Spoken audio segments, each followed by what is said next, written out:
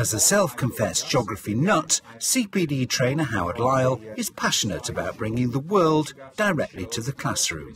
Egypt is one of the most exciting countries that I have visited, and I've been very, very lucky to go with my beginning teachers now 12 times.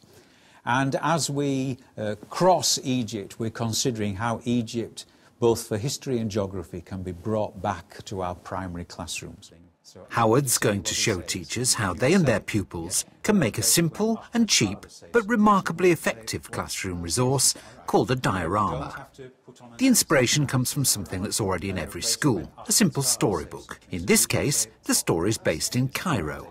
I would want my class to understand why the streets in old Cairo where Ahmed is delivering his bottle gas, why they're like that, what happens there, what happens there, what is it like to be on that street. Yes, we could look at the pictures and yes, we could write about them, but I wanted a way in which the children would actually be able to tell me more about what they understand and know about a street in the old city of Cairo. Which led me to develop the diorama. A diorama is a 3D model of a scene. Howard uses his own photos.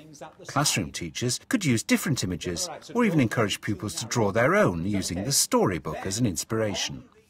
Each team is going to have some card, right, plenty of card, and the first job is to stick the photograph, as you can see, of the Babswela Gate, stick the photograph onto the piece of A4 card and then creatively cut out the gateway.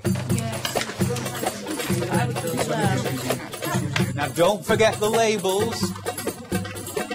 This is the sort of ideal thing to do with it. Yeah.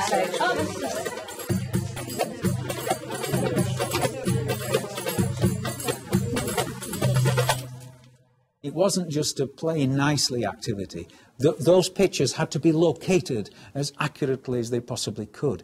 You had the signpost that some of them did, where, you know, that way to the desert, that way to the River Nile. Now then, thank you for your enthusiasm.